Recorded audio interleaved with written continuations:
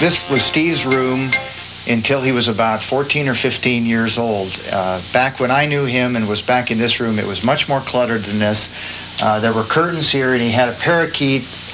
Always seemed like he had a pet parakeet, always flying loose. There was bird crap up on the curtains up here. Why, that's disgusting.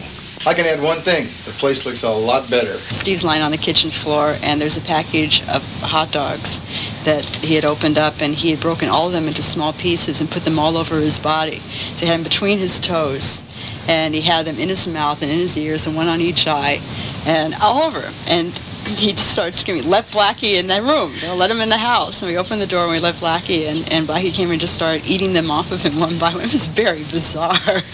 He had all these little, these little worms, spiders and stuff all around, and I had to go around them because I was afraid to, to touch them. And, he's made a lot of movies. I've been so proud of him. But I've only got to see Color Purple because it wasn't scary. Yeah, Steven used to torture me a lot. I got a lot of it. Sue and I both. In fact, I'm surprised I'm semi-normal these days. First, he worked on my dolls. He used to take and do a Jack LaLanne scene, an exercise story, and then rip the legs off and throw them against the wall and beat them up, and all the stuffing came out of them. We have a daughter, Janice, who's about his sister Susie's age, and he tore the head off of her Barbie doll, and as she tells it, he threw the Barbie doll and the head into the canal. Boy, that lug. He used to play a game out in the backyard. It was a orange throwing game. He would get on the roof with a neat pile of rotten oranges next to him. And Sue and I had to be moving targets, and we had to run in the yard from tree to tree. And they kept score of who we hit with the oranges. It was very inexpensive fun. It was great.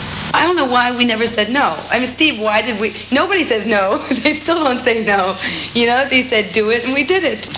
On Saturdays, Steve would like to show movies. And what we would do is we'd make our family room into a theater.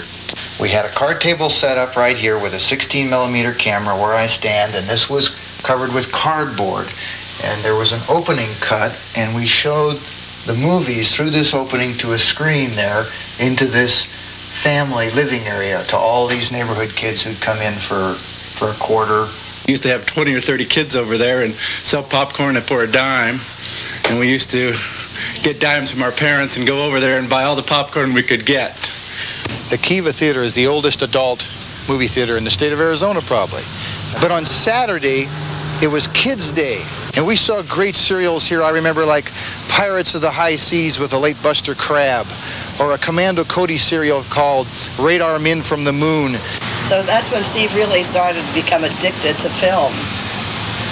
This is where we came out and filmed Escape to Nowhere. The thing I remember the most about this movie was when we showed up in the morning at his house to come out here to film, he had a pickup truck with a .50 caliber machine gun mounted in the back. And we got to the location first and waited, and he hadn't shown up. And all of a sudden he finally pulled in. Turned out the police had pulled him over. They thought it was a real machine gun, and they thought he was going to spray the traffic or something. It was pretty funny. And all the kids in the neighborhood, I remember how awed we were at, man, where does this guy come up with this .50 caliber machine gun? But I had enough foresight to say, the machine gun, heck, where the heck does a 12-year-old come up with a pickup truck? Steve always needed money to make a movie. You don't say. He said, you need something done here. I know I can earn $50. Let me look around. He looked around, went into the ladies' room, checked it out, came out and said, your ladies' room is terrible. He said, got a lousy job done on that. He says, let me do it right. So I said, okay, go ahead, paint it all. I went to look at it the next morning. I couldn't believe what he really painted. He painted the faucets, he painted the handle on the toilet, he painted the trap underneath the sink, he painted the little scutching around the drain, he painted the chrome around the mirror. Hey, you're shining me on, aren't you? Well, I wanted him to be an engineer, you know what I mean? But I gave up after a while when I saw how rotten he was in science and math. I remember Steve as a very quiet youngster. Social studies was my bag, but evidently it wasn't his because I don't remember too much about Steven.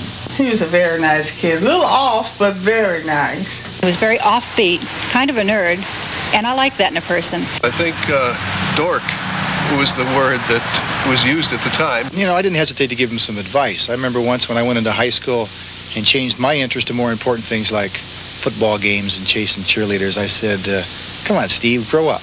I says, what are you going to do, film movies all your life? You know, he was really a perfect example of somebody that got the last laugh on the neighborhood.